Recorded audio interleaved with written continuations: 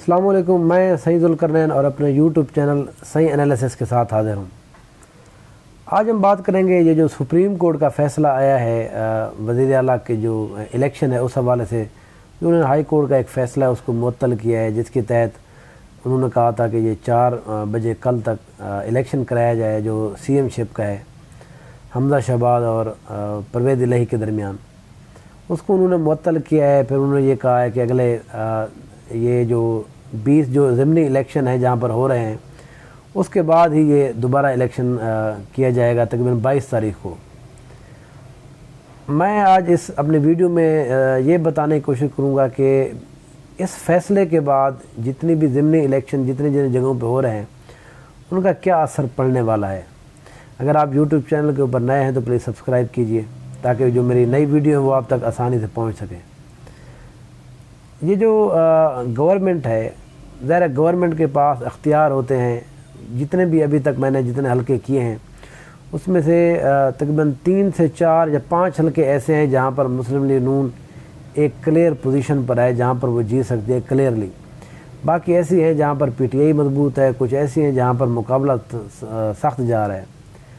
अगर हमज़ा शहबाज शरीफ जो पूरे फुल जिस तरह गवर्नमेंट चल रही थी वैसे अगर चलती रहती या इलेक्शन हो जाता और हमज़ा बज़ाहिर लग रहे हैं कि उनके पास जो अददी अक्सरियत है वो ज़्यादा है, वो साबित कर देते तो उससे ज़ाहिर है गवर्नमेंट अपने आप को बचाने के लिए बहुत ज़्यादा यहाँ पर कोशिश करती, ब्यूरोक्रेसी को इस्तेमाल करती, पुलिस को इस्तेमाल करती, धांधली के कोई भी ज़राए हो सकते हैं वो इस्तेमाल करती, जिससे ये मुमकिन था कि ऐसी 3, 4, 5 सीटें जिन पर मुकाबला सख्त है वो जो मुस्लिम लीग नून है अपने हक़ में कर सकती थी।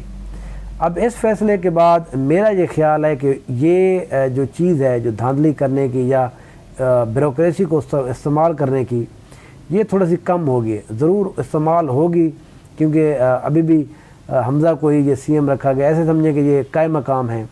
लेकिन ज़ाहिर है कायम मकाम के अपने ही इख्तियारात होते हैं, वो कम इख्तियारात होते हैं, आप उनको इस्तेमाल नहीं कर सकते, किसी ब्यूरोक्रेसी को और को इस्तेमाल नहीं कर सकते। फिर ज़ाहिर है जब कोई बंदा यहाँ पर इख्तियार इस्तेमाल नहीं करता तो ज़ाहिर है कोई और बंदा यहाँ पर इख्तियार इस्तेमाल कर लेता है। मेरा अपना ये ख्याल है कि इससे PMLN को धचका लगा है।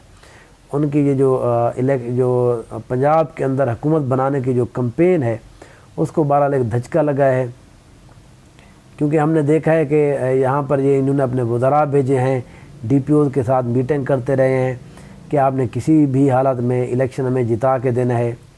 अब ज़ाहिर है वो लोग जो बज़ाहिर इस चीज़ के मानने के कायल नहीं हैं, जो ऑफिसर्स हैं, क्योंकि वो उस वक्त सीएम थे तो उनको मानना पड़ा।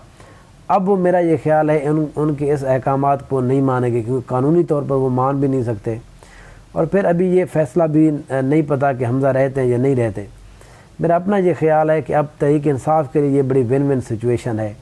वो इस हवाले से भी कि एक तो उनके पास एक बयानिया है, उनकी जो उम्मीदवार हैं काफ़ी जगहों के ऊपर वो बड़े मजबूत हैं, उनका एक बयानिया अच्छा चल रहा है। फिर इमरान खान साहब जिस तरह से कैंपेन उन्होंने स्टार्ट कर दी है, इस्लामाबाद से आज फिर वो एक जलसा करके कैंपेन स्टार्ट कर रहे हैं इलेक्शन के हवाले से। फिर वो मुख्तलिफ़ जितने भी वो जगह हैं जहाँ पर इलेक्शन हो रहा है वहाँ पर जाके जलसे करने वाले हैं। तो मुझे ये लगता है कि PTI को, पाकिस्तान तहरीक इंसाफ को ये बहुत ये सूट करती है ये पूरा मामला। गवर्नमेंट भी क्लियरली किसी के पास नहीं है, यहाँ पर सीएम भी हमज़ा साहब बैठे तो होंगे लेकिन वो मेरा नहीं ख्याल कि वो इतने ज़्यादा इख्तियारात इस्तेमाल कर पाएंगे, क्योंकि सुप्रीम कोर्ट ने ये बहरहाल कहा है कि हम ऐसे अहकामात जारी ज़रूर करेंगे कि जिससे वो ब्यूरोक्रेसी को या इंतज़ामिया को यूज़ ना कर सकें इलेक्शन जीतने के हवाले से। ज़ाहिर है सुप्रीम कोर्ट के ऊपर एक दबाव था, इस वजह से उन्होंने इस तरह का फ़ैसला भी किया है इलेक्शन के हवाले से। जिस तरह PTI एक अपने बयाने को लेकर चढ़ रही है कि यहाँ पर हमें इंसाफ नहीं मिलता, शरीफ बिरादरान मुस्लिम नून के हक़ में हमेशा फ़ैसले होते हैं, तो ये एक दबाव के बाद भी मुझे ये लगता है ये फ़ैसला आया है। अब इसमें ये है कि अगर तो PTI जो पाकिस्तान तहरीक इंसाफ के जो चेयरमैन है अपने जिस तरह का उन्होंने प्लान बनाया है, अगर वो हर हलके में जाते हैं और अपना एक अच्छा वहाँ पर एक क्राउड वो करते हैं, इकट्ठा कर लेते हैं, अच्छी कैंपेन करते हैं, तो मुझे ये लगता है कि शायद हमज़ा शहबाज के लिए अपनी ये सीएम शिप बचाना मुश्किल हो जाएगी, पीटीआई को ज़्यादा अक्सरियत मिल जाएगी।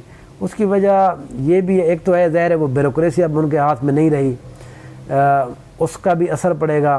फिर इन्होंने, मैंने देखा है कि मैं जंग में रहा हूँ, मैं मुजफ्फरगढ़ में रहा हूँ, मैं लिया में गया हूँ, मैंने हर जगह पे जाके ये देखा है कि ये वहाँ पर ब्यूरोक्रेसी उसी दिन बैठ के काम करा रही है। किसी को नौकरी देनी है उन्होंने दी है, किसी की गली बनानी है, किसी को बिजली के खंभे देने हैं, वो उसी वक्त बैठ के काम हो रहा है। अब वो काम ज़रा रुक जाएंगे सुप्रीम कोर्ट की हिदायत के बाद।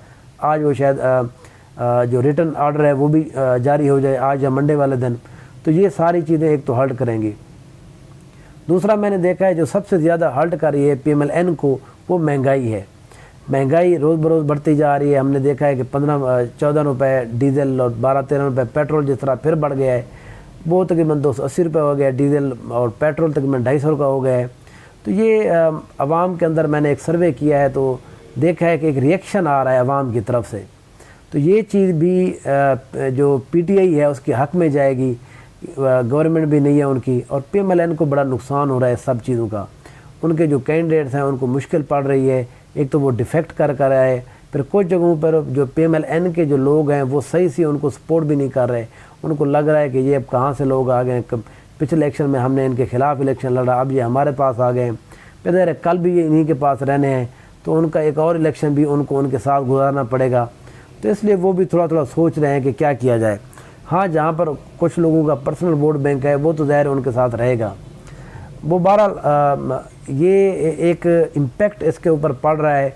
वो मेरा ये ख्याल है कि 17 तारीख तक हम देखेंगे कि ऐसा ऐसा ये जो गवर्नमेंट लूज़ कर गई है PMLN की मेजॉरिटी यहाँ के ऊपर पंजाब के अंदर, उसका इम्पेक्ट ज़िमनी इलेक्शन के ऊपर खूब पड़ने वाला है।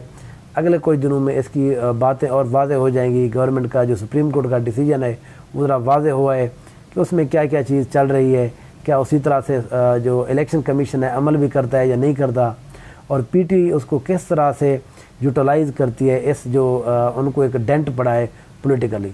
इस हवाले से जो भी नई में अपडेट होगी मैं इंशाल्लाह आपके साथ शेयर करूँगा। Thank you so much.